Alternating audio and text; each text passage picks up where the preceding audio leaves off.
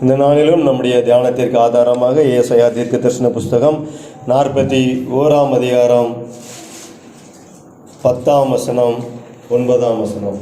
ஏசாயா தீர்க்கதரிசன புஸ்தகம் 41ஆம் அதிகாரம் 10ஆம் வசனம். நீ பயப்படாதே, நான் உன்னுடனே இருக்கிறேன். திகையாதே, நான் உன் தேவன். நான் உன்னை பலப்படுத்தி உனக்கு சகாயம் பண்ணுவேன். என் நீதியின் வலது கரத்தினால் உன்னை தாங்குவேன். ஹல்லேலூயா. இந்த மார்ச் மாதத்திலே தேவன் நம்மோடு கூட இடைப்பட்ட இந்த வேத வசனம், பயப்படாதே, நான் உன்னோடனே இருக்கிறேன். திகையாதே, நான் உன் தேவன். நான் உன்னை பலப்படுத்தி உனக்கு சகாயம் பண்ணுவேன். என் நீதியின் வலது கரத்தினால் உன்னை தாங்குவேன் என்று இந்த மாதத்திலே நாம் தியானித்து வருகிறோம். அல்லேலூயா. நம்முடைய தேவன் நம்மை பலப்படுத்துகிற தேவன். அல்லேலூயா. அன்னைக்கு கிதியோனை பார்த்து சொன்னாரு, உனக்கு இருக்கிற இந்த பலத்தோட போ, உன்னை அனுப்புகிறவர் நான் அல்லவா என்று சொல்கிறார். இன்னைக்கு நீங்க என்ன பலத்தோட இருக்கீங்களோ, கர்த்தர் உங்களை அனுப்புகிறபடினால, உங்களை கொண்டு வந்தபடினால உங்க பலவீனத்திலே இன்னும் பூரண பலத்தை விளங்க செய்வார். அல்லேலூயா. உங்களை பலப்படுத்துகிற கர்த்தர் சத்துருக்களுக்கு முன்பதாக உங்களுக்கு ஒரு பந்தியை ஆயத்தப்படுத்தி நம்முடைய தலையை எண்ணெயினாலே அபிஷேகம் பண்ணி அவர் பலப்படுத்துகிறார். அல்லேலூயா. அதற்கடுத்து சொல்லப்பட்டு இருக்கிறது, நான் உனக்கு சகாயம் பண்ணுவேன், உனக்கு உதவி செய்வேன் என்று தேவன் சொல்லுகிறார். பலன் உள்ளவனுக்காகவும் பலன் அற்றவனுக்காகவும் உதவி செய்வது அவருக்கு லேசான காரியம். உங்களுக்கு பலம் இருக்கு, பலம் இல்லைங்கிறது இது இல்லை. ஆனா கர்த்தருடைய உதவி இருக்கா என்பதுதான் நம்ம வாழ்க்கையில முக்கியம். அந்த உதவியை இந்த மாதத்துல தேவன் செய்வேன் என்று நமக்கு வாக்கு பண்ணி இருக்கிறார். அதே போல என்னுடைய நீதியின் வலது கரத்தினாலே உன்னை தாங்குவேன் என்று சொல்லப்பட்டபடி நம்முடைய வியாதியின் நேரத்துல, பலவீன நேரத்துல, படுக்கையின் நேரத்துல நம்மளை தாங்குவதற்கு யாருமே அற்ற சூழ்நிலையில தேவன் நம்மை தாங்குவதற்கு உண்மை உள்ளவராய் இருக்கிறார். அல்லேலூயா. அல்லேலூயா. ஏனென்றால் அவர் நம்மோடு கூடவே இருக்கிறார். பயப்படாதே, திகையாதே, நான் உன்னை பலப்படுத்துவேன், உனக்கு உதவி பண்ணுவேன், உன்னை தாங்குவேன் என்று சொல்லுகிற தேவன் நம்மை எந்த இடத்திலிருந்து கொண்டு வந்தார் என்று பார்ப்போம் என்றால், வேத வசனம் சொல்கிறது 9ஆம் வசனத்திலே, நான் பூமியின் கடையாந்தரங்களில் இருந்து உன்னை எடுத்து அதன் எல்லைகளில் இருந்து அழைத்து வந்து, நீ என் தாசன், நான் உன்னை தெரிந்து கொண்டேன், நான் உன்னை வெறுத்து விடவில்லை என்று சொன்னேன் என்று சொல்லப்பட்டிருக்கிறது. அல்லேலூயா. நான் உன்னை வெறுத்து விடவில்லை. நீ பூமியின் கடையாந்தரங்களிலே இருந்தாய், பூமியின் கடையாந்தரங்களிலே இருந்தார். அதற்கு முந்தின வசனத்திலே வாசிக்கும் போது ஆபிரகாமின் சந்ததியே என்று சொல்லப்பட்டிருக்கிறது. ஆபிரகாம் அந்த யோர்தான் நதிக்கு அப்புறத்திலே அவனும் விக்கிரக ஆராதனைக்காரனாய் இருந்தவனைத்தான் தேவன் அழைத்து கொண்டு வந்தார். அவனை தெரிந்து கொண்டு வந்தார். அவனை தெரிந்து கொண்டு வந்து தேவன் அவனை ஆசீர்வதித்து உயர்த்தி இந்த உலகத்திலே அவன் வாழ்ந்த நாட்களிலே உலகத்திலே இருந்த எல்லா ராஜாக்களை காட்டிலும் அவன் உயர்ந்த சீமானாய் இருந்தான் என்று சொல்கிறது. அல்லேலூயா. அல்லேலூயா. அவன் இருந்த இடம் பூமியின் கடையாந்தரங்களிலே இருந்தான். பூமியின் கடையாந்தரம் என்றால் என்ன அப்படின்னா, ஆழத்துல, தூரத்துல, பூமியின் முடிவில் அவன் இருந்தான். தாழ்ந்த இடத்துல இருந்தான். நாமும் உளையான சேற்றிலையும் பாவ சேற்றிலையும் சகதியிலையும் சிக்கி இருந்த நம்மைத்தான் தேவன் தூக்கி எடுத்தார். அல்லேலூயா. அல்லேலூயா. நம்ம ஒன்றும் பரிசுத்தமா வாழல, பரிசுத்தமா பிறக்கல. நம்ம எல்லாம் தேவனை தேடி இங்க வந்திருக்கோம். நம்ம இங்க வந்து தேவனை தேடி இங்க வந்திருக்கிறதுனால அவர் நம்மை தூக்கி உயர்த்தி அவர் நிறுத்துவார். அல்லேலூயா. அல்லேலூயா. அல்லேலூயா. எப்படி ஆபிரகாமை தூக்கி நிறுத்தினாரோ, கடையாந்தரங்களிலிருந்து தூக்கி நிறுத்தினாரோ, அதே போல உங்களை என்னையும் அவர் தூக்கி நிறுத்த உண்மையுள்ளவராய் இருக்கிறார். எவ்வளவு தூரமான ஆழத்துல இருந்த நம்மை கொண்டு வந்திருக்கிறார். பாவத்துல கிடந்த நம்மை, சாபத்துல கிடந்த நம்மை, அக்கிரமங்களுக்கு மரித்து போயிருந்த நம்மை தேவன் உயிர்ப்பித்து அவர் நம்மை கொண்டு வந்து நிறுத்தி இருக்கிறார். அப்பேற்பட்ட மக்களை அவர் சொல்கிறார், உன்னை பலப்படுத்துவேன், உனக்கு உதவி செய்வேன், உன்னை தாங்குவேன் என்று தேவன் சொல்கிறார். நான் உன்னை வெறுத்து விடவில்லை, நான் உன்னை வெறுத்து விடவில்லை. உன்னை நீ பூமியின் கடையாந்தரத்தில் இருந்தாலும் உன்னை நான் தூக்கி நிறுத்துவேன். அல்லேலூயா. அப்ப பூமியின் கடையாந்தரம், பூமியின் ஆழம், பூமியின் முடிவு அப்படின்னு நம்ம பார்த்தோம்னா ஆதியாகமங்களின் புஸ்தகம் 1ஆம் அதிகாரம் 2ஆம் வசனத்திலே வாசிக்கும் பொழுது, ஆதியாகமங்களின் புஸ்தகம் 1ஆம் அதிகாரம் 2ஆம் வசனத்திலே சொல்லப்பட்டிருக்கிறது, பூமியானது ஒழுங்கின்மையும் வெறுமையுமாயிருந்தது, ஆழத்தின் மேல் இருள் இருந்தது. அல்லேலூயா. பூமியின் ஆழத்தின் மேல் இருள் இருந்தது, பூமியின் ஆழத்தின் கீழ் இருள் இருந்தது. அல்லேலூயா. அப்ப கடையாந்தரம் என்பது இருள் நிறைந்த இடம், அந்தகாரம் நிறைந்த இடம்.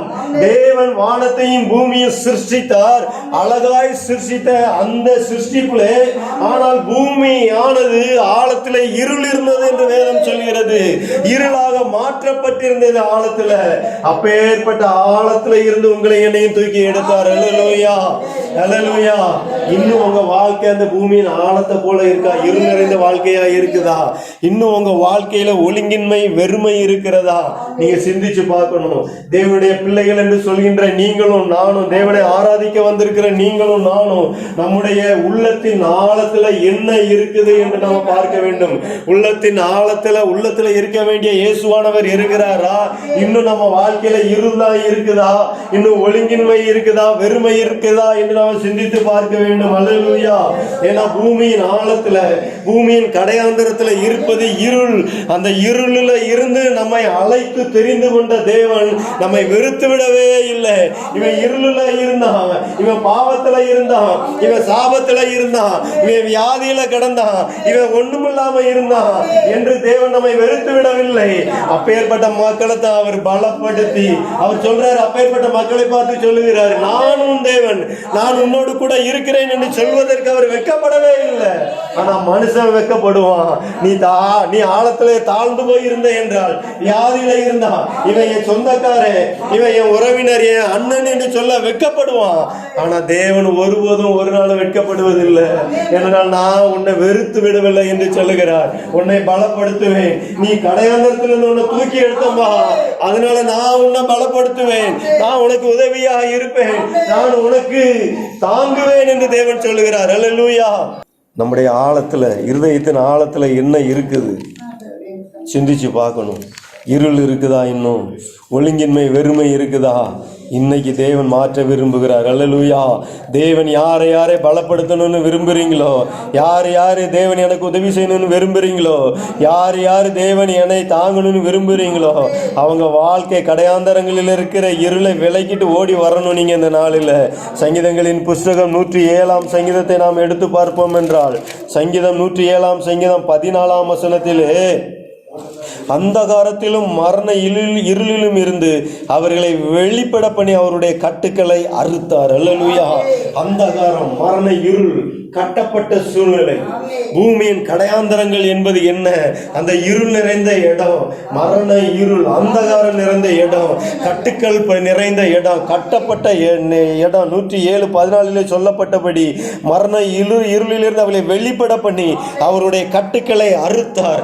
அந்தகாரம், மரண இருள், கட்டப்பட்ட நிலைமையில இருந்து தேவன் நம்முடைய கட்டுக்களை மீட்கும்படியாய் அவர் நம்மை அழைத்து தெரிந்து கொண்டார். அல்லேலூயா, அல்லேலூயா. அந்த இடத்துல கட்டுகள் அறுக்கப்பட்ட நிலையில நம்ம எழும்பி வந்துடணும். இன்னும் கட்டப்பட்டவர்களாய் நாம இருக்கக்கூடாது. 11ஆம் வசனத்துல, அந்தகாரத்திலும் மரண இருளிலும் வைக்கப்பட்டிருந்து ஒடுக்கத்திலும் இரும்பிலும் கட்டுண்டு கிடந்தார்கள். அந்தகாரத்திலும் மரண இருளிலும் வைக்கப்பட்டிருந்து ஒடுக்கத்திலும் இரும்பிலும் கட்டுண்டு கிடந்தார்கள். அப்ப கடையாந்தரத்துல கிடந்த கடையாந்தரத்துல நம்ம எப்படி இருந்தோம் அப்படின்னா, அந்தகாரம், மரண இருள், ஒடுக்கம், இரும்பு, கட்டுண்டு கிடந்த நம்மை தேவன் உயிர்ப்பித்திருக்கிறார். அல்லேலூயா, அல்லேலூயா. கடையாந்தரத்துல கிடந்த நம்மை தேவன் உயர்த்தி மகிழ பண்ணுகிறதுக்கு உண்மையுள்ளவராயிருக்கிறார். அல்லேலூயா. நம்ம மரண இருளை விட்டு எழும்பி வந்துடணும். அந்த கார் இருளை விட்டு எழும்பி வந்துடணும். தேவனை தேடி வந்துடணும். இன்னும் உங்க உள்ளத்தின் ஆழத்துல இருள் இருக்கக்கூடாது. இன்னும் பிசாசின் கிரியை இருக்கக்கூடாது. பிசாசுக்கு உள்ளத்துல இடம் கொடுக்க கூடாது.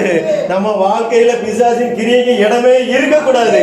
ஏனென்றால் நம்ம ஒரு காலத்துல நம்ம தாழ்த்தப்பட்டு கிடந்தோம், தாழ்ந்த நிலையில இருந்தோம், இருளில இருந்தோம், மரண இருளில இருந்தோம். அந்த இடத்துல இருந்து தேவன் நம்மை தூக்கி எடுத்திருக்கிறார். அந்த இடத்துல இருந்து நம்மை வெறுக்காம அவரு நம்ம கைவிடாம தூக்கி எடுத்திருக்கிறார். அவரு நம்மை உயர்த்துவதற்கு உண்மை உள்ளவராய் இருக்கிறார். ஹல்லேலூயா, ஹல்லேலூயா. ஏசாயா தீர்க்கதரிசன புஸ்தகம் 9ஆம் அதிகாரம் 2ஆம் வசனத்திலே சொல்லப்பட்டிருக்கிறது. ஏசாயா தீர்க்கதரிசன புஸ்தகம் 9ஆம் அதிகாரம் 2ஆம் வசனத்திலே, இருளில் நடக்கிற ஜனங்கள் பெரிய வெளிச்சத்தை கண்டார்கள். மரண இருளின் தேசத்தில் குடியிருக்கிறவர்களின் மேல் வெளிச்சம் பிரகாசித்தது. இருளில் நடக்கிற ஜனங்கள் பெரிய வெளிச்சத்தை கண்டார்கள். மரண இருளின் திசையில் இருக்கிறவர்கள் வெளிச்சம் பிரகாசித்தது என்று சொல்லப்பட்டிருக்கிறது. உங்க வாழ்க்கையில நீங்க வெளிச்சத்தை பார்த்துட்டீங்களா? ஒளியை கண்டுட்டீங்களா? அதுதான் இந்த நாளில முக்கியம். நம்ம கடையாந்தரத்துல கிடந்தது உண்மைதான். ஆனா இன்னைக்கு நம்ம அந்த வெளிச்சத்தின் இடத்திற்கு வரணும். அந்த ஒளியாகிய இருக்கிற தேவனிடத்துல வரணும்.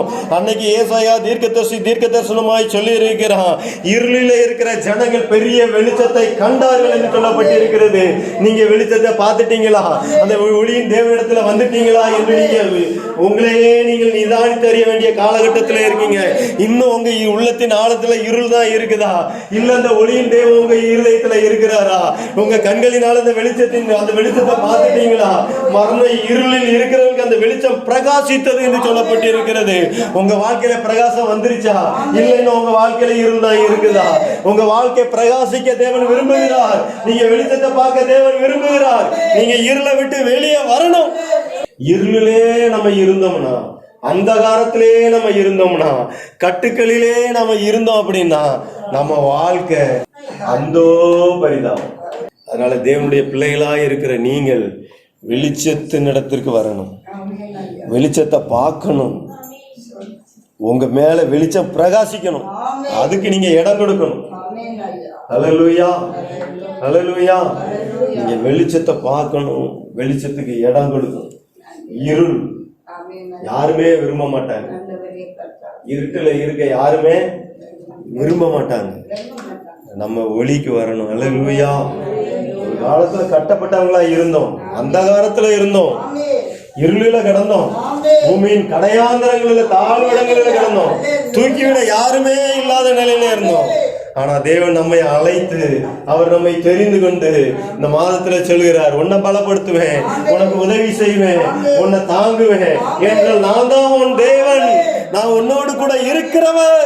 1 பேதுரு 4ஆம் அதிகாரம் 3ஆம் வசனத்துல, 1 பேதுரு 4ஆம் அதிகாரம் 3ஆம் வசனம், சென்ற வாழ்நாட்டிலே நாம் புறஜாதிகளுடைய இஷ்டத்தின்படி நடந்து கொண்டது போதும். அப்பொழுது நாம் காம விகாரத்தையும் துர்இச்சைகளையும் நடப்பித்து மதுபானம் பண்ணி களியாட்டு செய்து வெறி கொண்டு அருவருப்பான விக்கிரகாராதனையை செய்து வந்தோம். போதும். சென்ற வாழ்நாட்களிலே, அதாவது கடையாந்தரங்களிலே இருந்த நாட்களிலே நாம் புறஜாதிகளுடைய இஷ்டத்தின்படி நடந்து கொண்ட போதும், அப்பொழுது நாம் காம விகாரத்தையும் துர் இச்சைகளையும் நடப்பித்து மதுபானம் பண்ணி களியாட்டு செய்து வெறி கொண்டு அருவருப்பான விக்கிரகாராதனை செய்து வந்தோம். சென்ற வாழ்நாட்களிலே, கடையாந்தரங்களிலே இருந்த நாட்களிலே. ஆனால் தேவன் நம்மை கை கொடுத்து கை மீட்டு எடுத்து மரண இருளின் திசையிலே இருக்கும் பொழுது, இருளில இருந்த நம்மை, அந்தகாரத்திலே இருந்த நம்மை, கட்டப்பட்ட நிலையில இருந்த நம்மை விடுவித்த பொழுது நாம் இப்பொழுது எப்படி இருக்கிறோம் என்று நம்மை நாமே சோதித்தறிய வேண்டும். இன்னும் நம்ம அதே பழைய நிலைமையில தான் இருக்கிறோமா? அந்த துர் இச்சைகளை விட்டு வெளியே வந்துட்டோமா? விக்கிரக ஆராதனையை விட்டு நம்ம வெளியே வந்துட்டோமா? காம விகாரத்தை விட்டு வெளியே வந்துட்டோமா? மதுபானத்தை விட்டு வெளியே வந்துட்டோமா? களியாட்டு செய்து வெறி கொண்டிருந்த காலகட்டத்தை விட்டு நம்ம வெளியே வந்துட்டோமா என்று பார்க்க வேண்டும். இதெல்லாம் நம்ம இன்னும் கட்டுக்குள்ள வைத்திருக்கிற காரியங்கள், இன்னும் இருளிலே வைத்திருக்கிற காரியங்கள். இது இன்னும் பூமியின் கடையாந்தரத்துல கொண்டு போய் சேர்க்கிற காரியங்கள். இது இந்த காரியங்கள்ல இருந்து நம்ம விடுதலை பெற்றுட்டோமா என்று நம்ம சோதி தெரிய வேண்டும். ஹல்லேலூயா, ஹல்லேலூயா. தேவன் என்னை பலப்படுத்தணும், எனக்கு உதவி செய்யணும், என்னை தாங்கணும்னு விரும்புகிற நாம் நம்முடைய வாழ்க்கையிலே இப்பேற்பட்ட மாற்றங்கள் உண்டாயிருக்கிறதா? பூமியின் கடையாந்தர நாட்களிலே நாம அந்த சூழ்நிலையில இருந்தோம். ஆனா இப்ப நம்ம எப்படி இருக்கோம் யோசித்து பார்க்கணும். நாளுக்கு நாள் நம்ம வளரணுமே ஒழிய நம்ம தேஞ்சிக்கிட்டு போகவே கூடாது. ஹல்லேலூயா. கிறிஸ்துவின் அன்புல நம்ம பெருகணும், கிறிஸ்துவின் அன்புல பெருகணும், கிறிஸ்துவின் அன்புல பெருகணும். நம்ம அன்பு, கிறிஸ்துவின் அன்பை விட்ட உலகத்துல வேற அன்பே கிடையாது. மனுஷ அன்புலாம் மாய்மாலமானது. அது தேவைக்காக பேசும், தேவைக்காக செயல்படும். ஆனா கிறிஸ்துவின் அன்பு தன்னலமற்ற அன்பு. கடையாந்தரத்துல இருந்து தூக்கி எடுத்தார். அவர் நம்ம வெறுக்கவே இல்லை. கடையாந்தரத்துல இருந்து தூக்கி எடுத்த தேவ அன்பு நம்ம வெறுக்கவே இல்லை. நான் உன் தேவன், உன்னை பலப்படுத்துவேன், உனக்கு உதவி செய்வேன், உன்னை தாங்குவேன் என்று தேவன் சொல்லுகிறார். அல்லேலூயா, அல்லேலூயா. சென்ற வாழ்நாட்களிலே மற்றவருடைய இஷ்டத்தின்படி நாம் நடந்து கொண்ட அந்த காரியங்களிலிருந்து நம்ம கட்டப்பட்ட நிலையிலிருந்து விடுதலை பெற்றிருக்கிறோமா என்று நாம் பார்க்க வேண்டும். அல்லேலூயா, அல்லேலூயா. தீத்துக்கு எழுதின நிருபம் 3ஆம் அதிகாரம் 3ஆம் வசனத்தை வாசித்து பார்க்கும் பொழுது, தீத்து 3ஆம் அதிகாரம் 3ஆம் வசனத்திலே இதே காரியங்கள் சொல்லப்பட்டிருக்கிறது. ஏனெனில் முற்காலத்திலே நாமும் கீழ்ப்படியாதவர்களும் வழி தப்பி நடக்கிறவர்களும் பலவித இச்சைகளுக்கும் இன்பங்களுக்கும் அடிமைப்பட்டவர்களும் துர்க்குணத்தோடும் பொறாமையோடும் ஜீவனம் பண்ணுகிறவர்களும் பகைக்கப்படத்தக்கவர்களும் ஒருவரை ஒருவர் பகைக்கிறவர்களுமாயிருந்தோம். அடுத்த வசனம், நம்முடைய இரட்சகராகிய தேவனுடைய தயையும் மனுஷன் மேலுள்ள அன்பும் பிரசன்னமான போது. போதும். வசனம் சொல்கிறது, முற்காலத்துல நாமும் புத்தியினரும் கீழ்ப்படியாதவர்களும் வழி தப்பி நடக்கிறவர்களும் பலவித இச்சைகளும் இன்பங்களும் அடிமைப்பட்டவர்களும் துர்க்குணத்தோடும் பொறாமையோடும் ஜீவனம் பண்ணுகிறவர்களும் பகைக்கப்படத்தக்கவர்களும் ஒருவரை ஒருவர் பகைக்கிறவர்களுமாய் இருந்தோம். இது எப்ப? பூமியின் கடையாந்தரங்களிலே இருந்த பொழுது, தேவன் அற்றவர்களை நாம இருந்த பொழுது, துன்மார்க்க உலகில கடந்த பொழுது, அந்தகாரத்துல இருந்த பொழுது, மரண இருளின் திசையில நாம இருந்த பொழுது இப்படி இருந்தோம். ஆனா இப்ப நம்ம எப்படி இருக்கோம்? இன்னும் நம்ம அப்படித்தான் இருக்கோமா? இன்னும் பொறாமப்படுறோமா? நம்ம பகைத்து கொண்டு இருக்கிறோமா? துர்க்குணங்கள் நமக்குள்ள இருக்குதா? பலவித இச்சைகளுக்கும் இன்பங்களுக்கும் அடிமைகளாய் இருந்தோம், வழி தப்பி நடந்தோம், கீழ்ப்படியாமல் இருந்தோம், புத்தியினராய் முற்காலத்துல நம்ம இருந்தோம். இன்னும் நம்ம அப்படி இருக்கிறோமா? இப்பேற்பட்ட இருள்ல இருந்து வெளியே வரணும் தேவனுடைய பிள்ளைகள். அல்லேலூயா. தேவனை ஆராதிக்க வந்திருக்கிற நீங்களும் நானும், தேவன் நம்மை வெறுத்து விடவில்லை, உண்மைதான். ஆனால் கடையாந்தரங்களிலிருந்து அழைத்து நம்மை தெரிந்து கொண்ட தேவனுக்கு நம்ம இன்னும் எப்படி வாழ்ந்து கொண்டு இருக்கிறோம்? அவர் அழைத்த அழைப்பு மாறாதவைகள், கிருபை வரங்கள் மாறாதவைகள். அதுல நம்ம உறுதியாக இருக்கிறோமா? அவர் தெரிந்து கொண்டதுல நம்ம உறுதியாக இருக்கிறோமா? இல்லை நம்ம இன்னும் கீழ்ப்படியாதவர்களாகவும் பகைக்கிறவர்களாகவும் அடிமைகளாகவும் துர் இச்சைகளுக்கு நம்ம அடிமைகளாகவும் இருக்கிறோமா என்பதை நம்ம சிந்தித்து பார்க்க வேண்டும். அல்லேலூயா. கொலேசியர் 3ஆம் அதிகாரம் 7ஆம் வசனம். கொலேசியருக்கு எழுதின நிருபம் 3ஆம் அதிகாரம் 7ஆம் வசனம். நீங்கள் முற்காலத்தில் அவர்களுக்குள்ளே சஞ்சரித்த போது அவைகளை செய்து கொண்டு வந்தீர்கள். எதை செய்தீங்க முற்காலத்துல?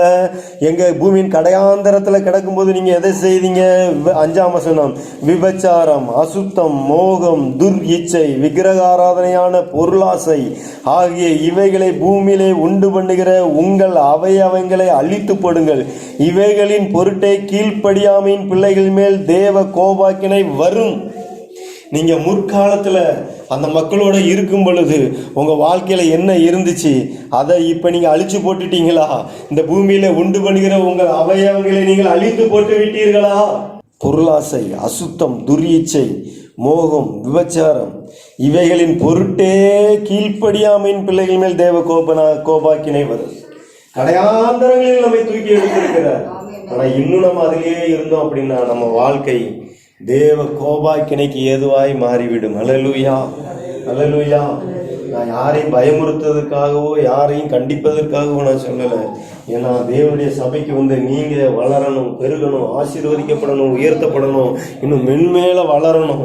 நம்ம நித்திய ஜீவனை சுதந்திரிக்கிற அழைக்கப்பட்டவர்கள். ஏன்னா அவர் நமக்கு வாக்குத்தத்தம் பண்ணியிருக்கிறார். நித்திய ஜீவனை அளிப்பேன் என்பதே வாக்குத்தத்தம். நம்முடைய தேவன் வானத்துல பரலோகத்துல இருக்கிறார். நம்ம மேலானவைகளே நாட வேண்டும் என்று வேதம் போதிக்கிறது. ஆனா இன்னும் நம்ம எப்படி இருக்கிறோம்? இன்னும் அந்த தாழ்விடங்களிலே நாம இருக்கிறோமா? பூமியின் கடையாந்தரங்களிலே நம்ம வாழ்ந்து கொண்டு இருக்கிறோமா?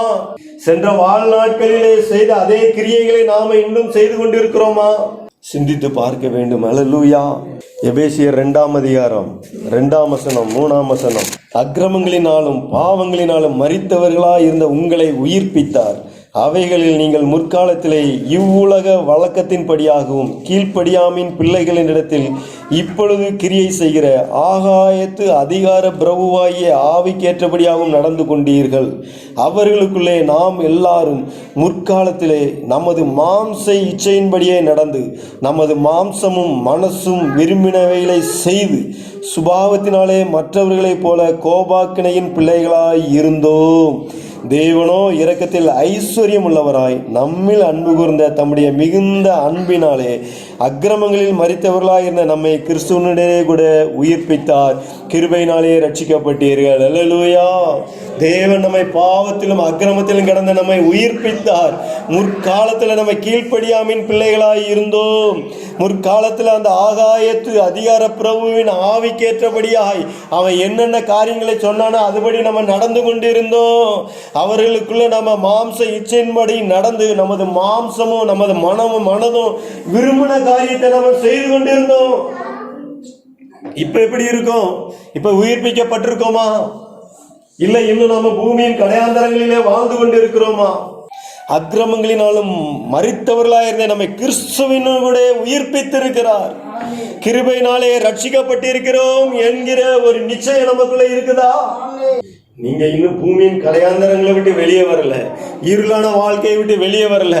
அக்கிரமத்திலையும் பாவத்திலையும் பொறாமையிலையும் பகைக்கிற காரியத்திலையும் மனது விரும்பின காரியங்களை உலகத்தின் இச்சையிலும் விழுந்து கிடப்போம் என்றால் நம்முடைய வாழ்க்கை உயிர்ப்பிக்கப்பட வேண்டிய காலகட்டத்திலே நம்ம வந்திருக்கிறோம். அல்லேலூயா. தேவன் சொல்லுகிறார், நான் உன்னை வெறுத்து விடவில்லை, ஆனால் உன்னை நான் பலப்படுத்த விரும்புகிறேன், உனக்கு உதவி செய்ய விரும்புகிறேன், உன்னை தாங்க விரும்புகிறேன். ஏனென்றால் நான் உன்னுடைய தேவன், நான் உன்னோடு கூட இருக்க விரும்புகிறேன். ஆனா நீ அக்கிரமத்துல உன்னை நான் உயிர்ப்பிச்சம்பா. அந்த நிலையில நீ இருக்கியா? அந்த ரட்சிப்புல நிலைச்சு நீ இருக்கியா? கிருபையா நீ ரட்சித்தன உன்னை அந்த ரட்சிப்புல நீ நிலைத்து நிற்கிறியா? என்னுடைய ரத்தத்தை சிந்தி நான் ரட்சித்தேனே. 12ஆம் வசனம் 13ஆம் வசனத்துல அக்காலத்திலே கிறிஸ்துவை சேராதவர்களும் இஸ்ரவேலுடைய காணி ஆட்சிக்கு புறம்பானவர்களும் வாக்குத்தத்தத்தின் உடன்படிக்கைகளுக்கு அந்நியரும் நம்பிக்கை இல்லாதவர்களும் இவ்வுலகத்தில் தேவனற்றவர்களுமாய் இருந்தீர்கள் என்று நினைத்துக் கொள்ளுங்கள். முன்னே தூரமாய் இருந்த நீங்கள் இப்பொழுது கிறிஸ்து இயேசுவுக்குள் கிறிஸ்துவின் ரத்தத்தினாலே சமீபமானீர்கள். இப்ப நீங்க கிறிஸ்துவின் ரத்தத்தினாலே சமீபமாய் இருக்கிறீர்கள். முன்னே நீங்க அக்காலத்திலே உங்க மாம்சத்தின்படி புறஜாதியராய் இருந்தீர்கள். கிறிஸ்துவை சேராதவர்களாய் காணி ஆட்சிக்கு புறம்பானவர்களாக வாக்குத்தத்தத்தின் உடன்படிக்கை அந்நியரும் நம்பிக்கை இல்லாதவர்களும் இவ்வுலகத்தில் தேவன் அற்றவர்களாய் இருந்தீர்கள். கிறிஸ்துவின் ரத்தத்தினாலே இன்னைக்கு உங்களை சேர்த்திருக்கிறார், சமீபமாக்கி இருக்கிறார். இயேசு கிறிஸ்துவின் ரத்தம் சகல பாவங்களையும் நீக்கி நம்மை சுத்திகரிக்கும் என்று சொல்லப்பட்டபடி நம்முடைய இருதயத்துக்குள்ள இருக்கிற உள்ளத்துக்குள்ள இருக்கிற பாவ இருள் சாவ இருள் எல்லாவற்றையும் கிறிஸ்துவின் ரத்தத்தினாலே நமக்கு பரிகரித்திருக்கிறார். கிறிஸ்துவின் ரத்தத்தின் மூலமாய் அவரண்டை சேர நமக்கு சாக்கியத்தை ஏற்படுத்தி கொடுத்திருக்கிறார். ஆனால் நம்ம தேவனுடைய பிள்ளைகள், தேவனை ஆராதிக்கிறோம் என்று சொல்கிற நாம் அந்த கிறிஸ்து கொடுத்த அந்த இலவசமாய் கொடுத்த ரட்சிப்பிலே நாம நிலைத்திருக்கிறோமா? கிறிஸ்துவுக்கு சமீபமாய் இருக்கிறோமா? இல்லை சென்ற வாழ்நாட்களிலே நாம எப்படி இருந்தோமோ அப்படியே தான் இருக்கிறோமா? கர்த்தர் நம்மை வெறுத்து விடவில்லை. இந்த நிலையில கூட கர்த்தர் நம்மை வெறுத்து விடவில்லை. அல்லேலூயா, அல்லேலூயா. உன்னை தாங்க அவர் விரும்புகிறார், உனக்கு உதவி செய்ய விரும்புகிறார். அல்லேலூயா. உன்னை பலப்படுத்த விரும்புகிறார். எபேசியர் 5ஆம் அதிகாரம் 8ஆம் வசனம். முற்காலத்திலே நீங்கள் அந்தகாரமாய் இருந்தீர்கள், இப்பொழுதோ கர்த்தருக்குள் வெளிச்சமாய் இருக்கிறீர்கள். வெளிச்சத்தின் பிள்ளைகளாய் நடந்து கொள்ளுங்கள். அல்லேலூயா.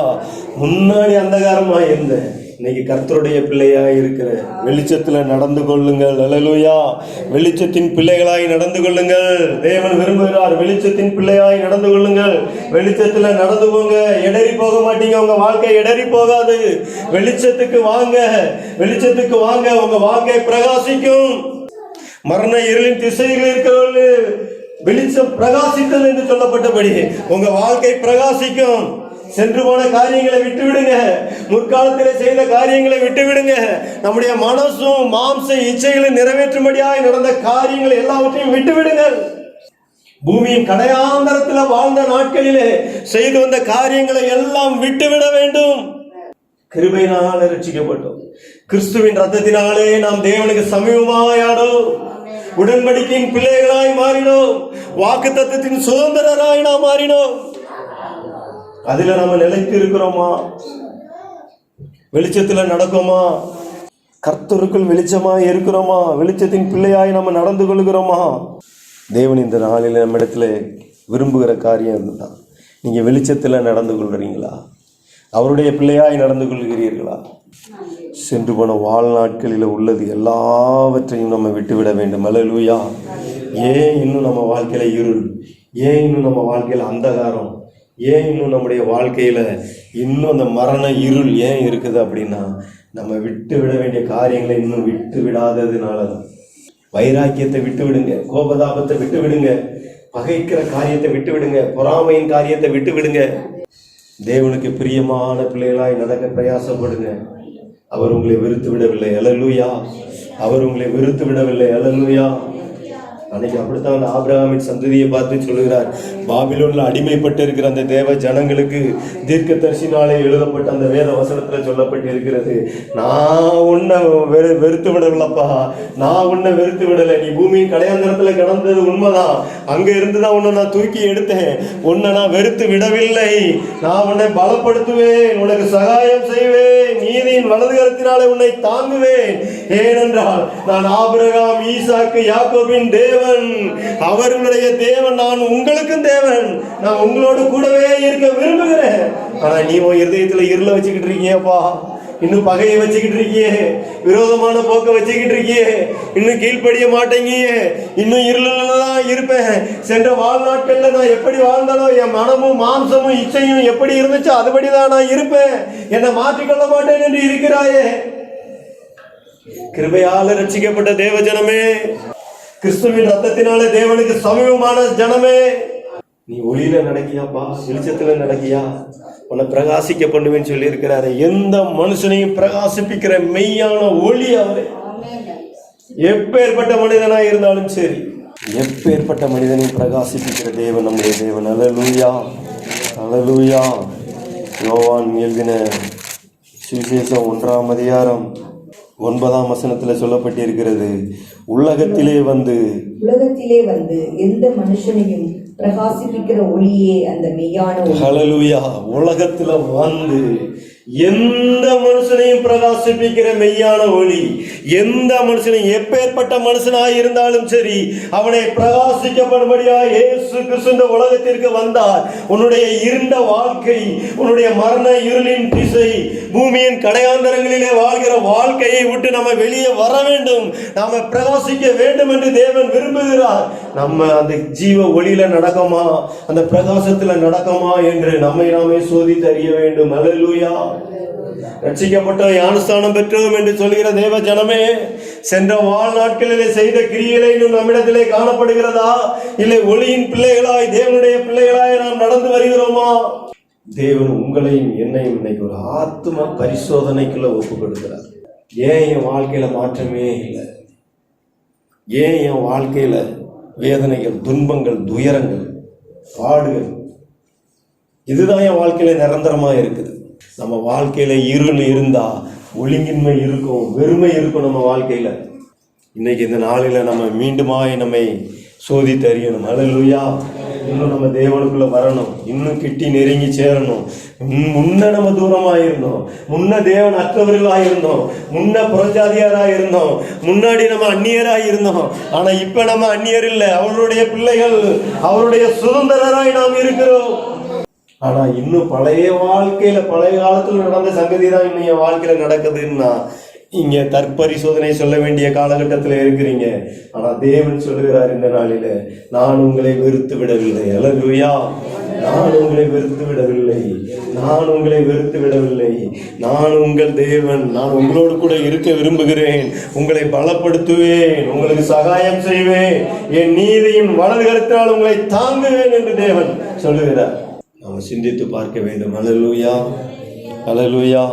நம்ம ஒளியின் பிள்ளைகளாக இருக்கிறோமா?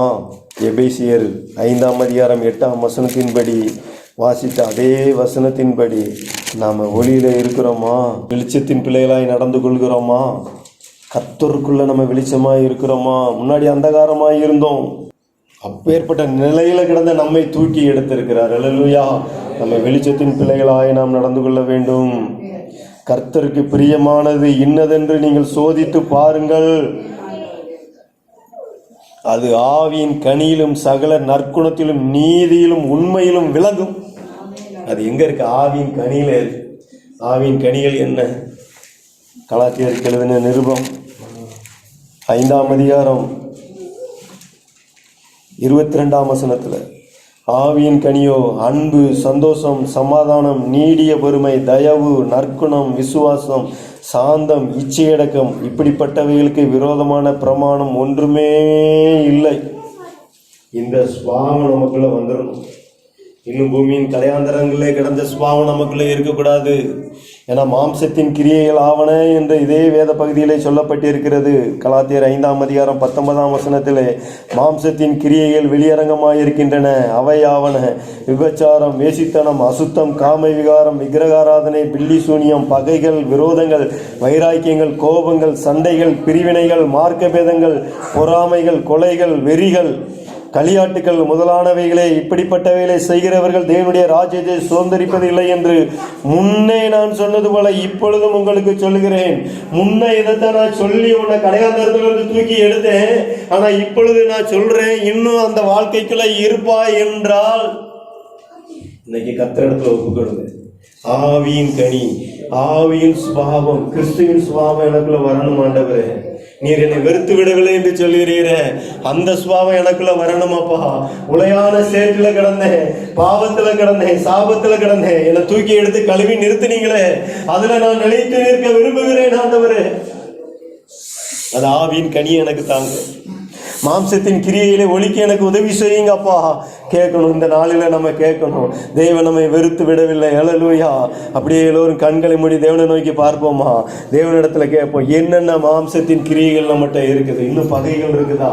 விரோதங்கள் இருக்குதா? கோபங்கள் இருக்குதா? ஒருத்தருக்கு ஒருத்தர் உதவி செய்ய முடியலையா?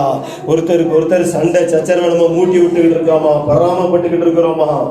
இச்சைகளுக்கு நம்ம ஒப்பு கொடுத்துருக்கோமா? களியாட்டுகளில் நம்ம இருக்கோமா? காம விகாரத்துல, குடியில, வெறியில, விக்கிரக ஆராதனையில நம்ம இருக்கிறோமா? கொஞ்சம் சிந்திச்சு பாருங்க. தேவன் நம்ம வாழ்க்கையை இப்பொழுது மாற்ற விரும்புகிறார். தேவன் நம்முடைய வாழ்க்கையை மாற்ற விரும்புகிறார். நான் உன்னை வெறுத்து விடவில்லை, நான் உன்னை வெறுத்து விடவில்லை. பூமியின் கடையாந்தரங்களில் இருந்து உன்னை தூக்கி எடுத்து வந்த தேவன் நான் தான். ஆனா இன்னும் நான் உன்னை வெறுத்து விடவில்லை. ஏன்னா நான் இன்னும் உன்னை பலப்படுத்த விரும்புகிறேன், இன்னும் உனக்கு உதவி செய்ய விரும்புகிறேன். நான் இன்னும் உன்னை தாங்க விரும்புகிறேன். விடுறதை விடுங்க. இந்த நாளில் விட்டுருங்க. தேவனுடைய பிள்ளைகளாய் மாறிடுங்க. வெளிச்சத்தின் பிள்ளைகளாய் மாறிடுங்க. வெளிச்சத்தின் பாதையில நடக்க ஒப்பு கொடுங்க. ஆவியின் கிரியைகளை செய்ய ஒப்பு கொடுங்க. உங்க இருதயத்தை. ஆவியின் கனிகள் உங்களுக்குள்ள எனக்குள்ள உண்டாகணும். சென்று போன நாட்களிலே, முற்காலத்திலே நம்ம செஞ்ச கிரியைகளை விட்டு நம்ம வெளியே வர வேண்டிய காலகட்டம். இன்னும் நம்ம அந்த நிலையிலே இருப்போம் என்றால் நம்ம வாழ்க்கை அந்த கேடு பெற்று போயிடும். முன்னிலைமையை பார்க்கலாம் பின்னிலைமை அதிக கேடுள்ளதாய் போயிடும். தேவனுடைய பிள்ளைகளாக இருக்கிற நீங்களும் நானும் இன்னைக்கு நம்ம இருதயத்தை தேவனுக்கு ஒப்பு கொடுங்க. ஆண்டவரே, என்கிட்ட இந்த குற்றங்குறை இருக்கப்பா, என்ன மன்னிங்க ஆண்டவரே. இந்த குற்றங்குறை இருக்கப்பா, என்ன மன்னிங்க ஆண்டவரே. ஆனாலும் நீங்க சொல்றீங்களே, நான் உன்னை வெறுக்கவில்லைன்னு சொல்றீங்களாப்பா. நான் உன் தேவன், நான் உன்னோடு கூட இருக்க விரும்புகிறேன்னு சொல்றீங்களே அப்பா. நான் வெளிச்சத்தின் பிள்ளையாய் நடந்து கொள்ளணும் ஆண்டவரே. வெளிச்சத்தின் பாதையில நடந்து கொள்ளணுமாப்பா. ஆவியின் கனிகளை எனக்கு தாங்க ஆண்டவரே. நான் பலவீனம் தான், ஆனா உங்களுடைய ஆவியின் கனிகளினால என்ன பலப்படுத்துங்கப்பா. கேளுங்க, தேவனிடத்துல கேளுங்க. அவர் நம்மை பலப்படுத்த உண்மை உள்ளவராக இருக்கிறார். அவர் நமக்கு உதவி செய்ய உண்மை உள்ளவராக இருக்கிறார். நம்மை தூக்கி சுமக்க உண்மை உள்ளவராக இருக்கிறார். நல்ல தகப்பனை உண்மை துதிக்கிறோம், ஸ்தோத்தரிக்கிறோம் ஆண்டவரே. அப்பா, இந்த நாளிலும் நீர் எங்களோட பேசின வார்த்தைகளுக்காக உண்மை துதிக்கிறோம் ஆண்டவரே. எங்களுடைய வாழ்க்கையிலே, சென்று போன வாழ்நாட்களிலே, முன்பு அந்தகாரத்திலையும் ஆண்டவரே, இருளிலும் மரண இருளின் திசையிலே இருந்த நாட்களிலே நாங்கள் செய்த காரியங்கள் இன்னும் எங்களிடத்தில் காணப்படுமானால் இந்த நாளிலே எங்களை விட்டு அகற்றும் அப்பா. ஒரு விஷயம் எங்களுக்கு உதவி செய்யுங்க ஆண்டவரே. எங்களுக்கு ஆண்டவரே ஆவியின் கனிகளை கொடுங்க. உம்முடைய திவ்ய சுவாபத்தை கொடுங்க ஆண்டவரே. அப்பா உம்முடைய திவ்ய சுவாபத்தை கொடுங்க. ஆவியின் கனிகள் எங்களுக்குள்ள உண்டாகட்டும். மாம்சத்தின் கிரியைகள் எங்களை விட்டு அழிக்கப்படட்டும் ஆண்டவரே. கிருபை செய்யுங்க அப்பா, கிருபை செய்யுங்க. கேளுங்க. உம்மை தவிர நாங்க வேற யாரையும் நம்பலப்பா. உம்மை தவிர நாங்க யாரையும் நம்பல ஆண்டவரே. உண்மையே நம்புறோம் அப்பா, உண்மையே நம்புகிறோம் ஆண்டவரே. ஒரு விஷயம் மனம் இறங்குங்க அப்பா, ஒரு விஷயம் மனம் இறங்குங்க ஆண்டவரே. போதுமாப்பா, இருள் நிறைந்த வாழ்க்கை, பகையான வாழ்க்கை போதும் ஆண்டவரே. விரோதமான வாழ்க்கை போதும். ஆவியின் கனிகளை கொடுங்க ஆண்டவரே, ஆவியின் கனிகளை கொடுங்கப்பா. வெளிச்சத்துல நடக்கணும் அப்பா, வெளிச்சத்துல நடக்கணும் ஆண்டவரே. நித்திய ஜீவனுக்கு பங்குள்ளவனாலே மாறணும். தேவனிடத்துல ஒப்பு கொடுங்க, தேவனிடத்துல ஒப்பு கொடுங்க. வசனத்துக்கு கீழ்ப்படிய ஒப்பு கொடுங்க. அவர் வெறுத்து விடவில்லை, தேவன் நம்மை வெறுத்து விடவில்லை.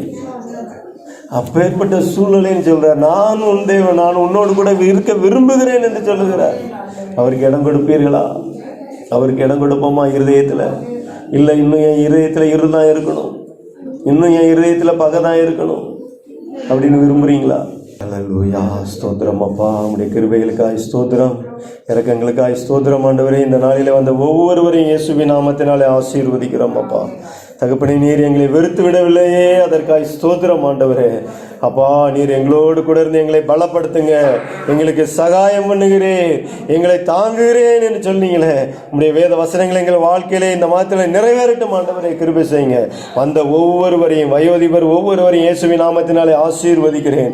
அவர்கள் பிள்ளைகளின் பிள்ளைகளை ஆசீர்வதித்து செபிக்கிறேன் ஆண்டவரே. எல்லா பலவீன கட்டுகளையும் நீக்கி போடுவீராக, எல்லா வியாதியின் கட்டுகளை நீக்கி போடுவீராக. குடும்பத்தில் உள்ள ஒவ்வொருவரையும் ஆண்டவரை நீர் தொட்டு குணமாக்குவீராக. வியாதியை உன்னை விட்டு விலக்குவேன், அப்பத்தையும் தண்ணீரையும் ஆசீர்வதிப்பேன் என்று சொன்னீங்களே. வியாதியை விலக்கி அப்பத்தையும் தண்ணீரையும் ஆசீர்வதிங்க ஆண்டவரே. கூடவே இருப்பீராக. இவர்கள் கைட்டு செய்கிற எல்லா காரியங்களிலும் நீர் கூட இருந்து இவர்களை ஆசீர்வதிப்பீராக. கிருபை உண்டாகட்டும், கிருபை உண்டாகட்டும், கிருபை உண்டாகட்டும், கிருபை உண்டாகட்டும். தகப்பனே, தேவையான பலனை கொடுங்க அப்பா, தேவையான பலனை கொடுங்க ஆண்டவரே. அப்பா, கிருபை செய்யுங்க, கிருபை செய்யுங்க. உங்களுடைய சித்தம் உங்கள் வாழ்க்கையில் நிறைவேறட்டும். வெளிச்சத்தில் நடந்து கொள்ள உதவி செய்யுங்க. மேலானவைகளையே நாட உதவி செய்வீராக.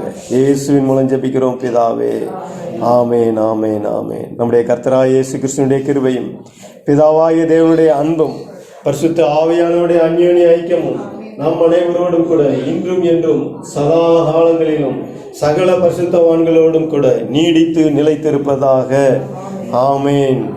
என் ஆத்துமாவே கர்த்தரை ஸ்தோத்தரி, என் முழு உள்ளமே அவர் பரிசுத்த நாமத்தை ஸ்தோத்தரி.